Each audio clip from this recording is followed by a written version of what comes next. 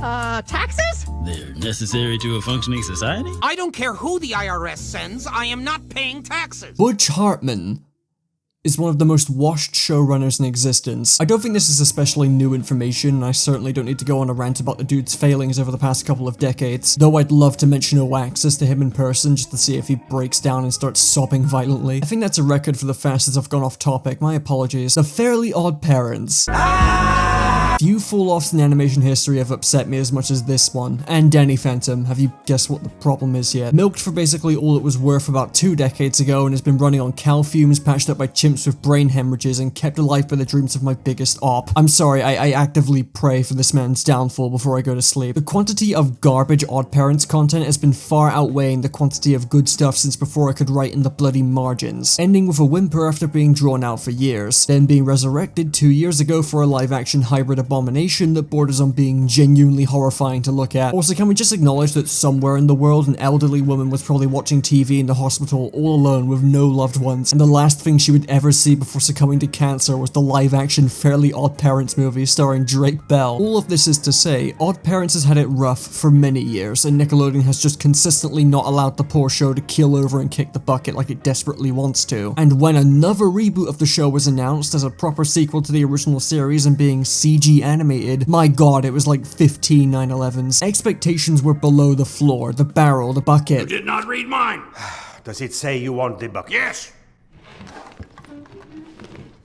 See you all in hell. And to add further insult to injury, the pilot leaked. And being morbidly curious, I decided to check in on this upcoming disaster and see just what it was I was in for. Wait, hang on, this isn't right, this is good. Wait, no, hang on, this is really good. Are my eyes deceiving me? Did Fairly OddParents f***ing cook for a change? I can't believe I'm saying this, but like, this Fairly OddParents reboot is actually good. Wait, I need to check something. Okay, Butch didn't write any of this. I think it's safe to say that I like it in public. It's actually insane how 2 of Butch's most popular cartoons have had modern continuations completely without his direct involvement, and they've completely trumped anything he's written over the past 15 years. Personally, I just wouldn't let that happen to me. Make no mistake, Fairly OddParents: A New Wish is not mind-blowingly great, nor would I say it's better than the original show at its peak, but compared to what we've been getting for almost the past 2 decades, God, this is such an improvement. And what helps is that this show is clearly made by people who love the original series and want to do it justice, which is why I've been finding many people's blind criticism towards it rather frustrating, because a lot of people aren't actually giving the show a proper chance, and some are just straight up not watching it while calling it an affront to Christ. I've seen your IMDb activity. That's a suspiciously high amount of 1s compared to everything else. I want to actually give this show a pick-me-up with a proper review of it, because it's getting kind of blasted by people being super unfair towards it right now, and in my honest opinion, it deserves far better. Like, even if you honestly dislike the show, I think you can agree that the blind hatred it's getting is not exactly an endearing approach. Wait, I just realized I'm reviewing a Nickelodeon show again. Alright, content ID protection is in place, and before you ask, no, I am not reviewing Loud House again. Okay, first things first, this title is a lie! I did it again! This is not a reboot, it's an actual canon sequel series that continues what little of a story Fairly OddParents had. But Cartoonshi, why would you put reboot in the title if it's not—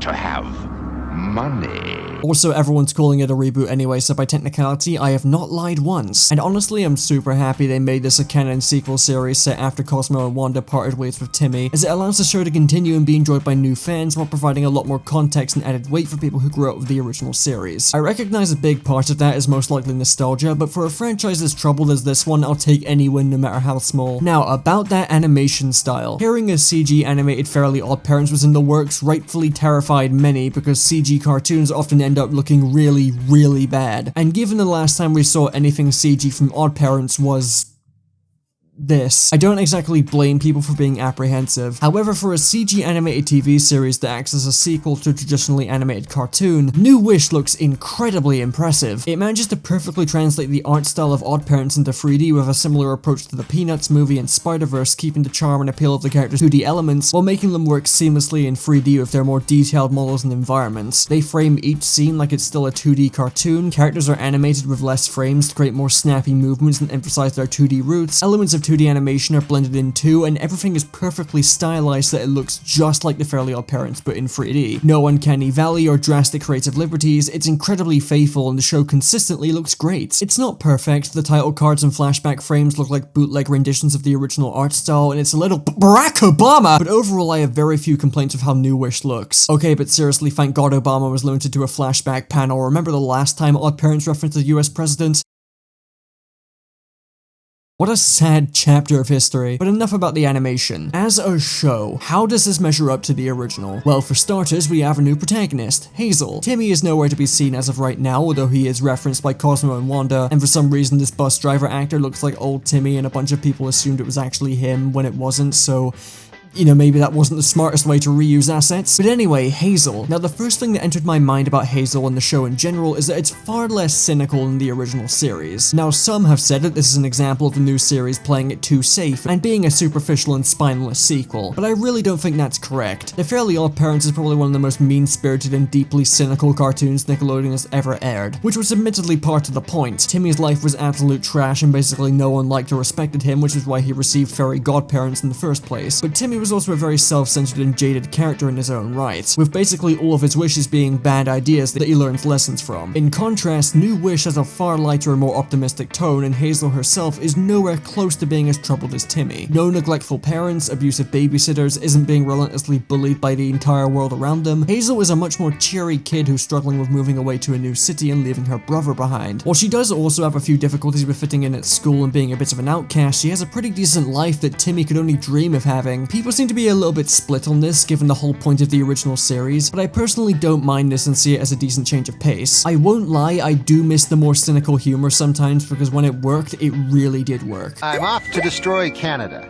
They've had it too good for too long. As defensive as I am over the original vision and the show's high points, the cynicism and mean-spiritedness of OddParents became suffocating as the show's quality declined. And it's not like children are required to have lines just as bad as Timmy in order to be given fairy godparents. And while Hazel isn't as self-centered as Timmy, she still at least learns valuable lessons from the wishes she makes. I think taking a different approach for the sequel series is a good idea, and given that a lot of comedies nowadays are also very cynical and jaded to an insufferable degree, it's nice to see something brighter and more optimistic from this franchise while still retaining most of its original identity and fast humor. Now, I am an adult, turning 20 about a month from now actually, so it's not like I can really gauge how relatable characters in a Nickelodeon kid show are anymore, and I haven't really had difficulties with moving to new cities myself, but I really like Hazel and I think kids are gonna like her too. She's basically Chloe, but done correctly, and also not having an utter bastardization of the show's theme song attached to her. Also, Cosmo and Wanda. This is the best these two have been written in years. As the show progressed, Cosmo and Wanda became increasingly flanderized, with Wanda mostly acting as a tired straight man reacting to her husband's complete lack of a cerebral cortex. Here though, Wanda finally has her personality back and is actually allowed to be silly again, and Cosmo, while obviously not a paragon of intelligence, is no longer a lobotomite and is actually able to use his brain to do basic math, have reasonable concerns, and is generally allowed to be competent. While I would have liked if he had his old voice back, as his current voice is still so high-pitched it can be used as an alternate method of putting dogs down, his voice direction is far more tolerable than what it was in the original show's later seasons, and it overall makes Cosmo the most likable he's been in what feels like forever. I mean, Jorgen is finally funny again. Never thought I'd be saying that, but I no longer dread whenever he's on screen. The writing all around is just so much better than what it used to be. Granted, it's still a Nickelodeon show for kids, so you still have the obvious lowbrow jokes you'd expect, and sometimes it is still trying to come off as hip, and did Jorgen just f***ing dab? But the show actually feels witty again, and that its main goal isn't trying to pacify toddlers. Episodes no longer feel like they're on autopilot. There's an actual script that's trying to be entertaining instead of relying on the Butch Hartman classic of thing is talked about but then the opposite thing happens, which got spammed to absolute death in the later seasons. Callbacks to the original show aren't just done for the sake of nostalgia and are actually used to tell actually funny meta jokes. We lived in a fishbowl for what felt like 20 years! Technically, it was only 7. And it seems like the show is no longer straying from its established rules anymore. And you may be thinking, well, that's not a really proper concern, it's an episodic kids show. And you're right about that.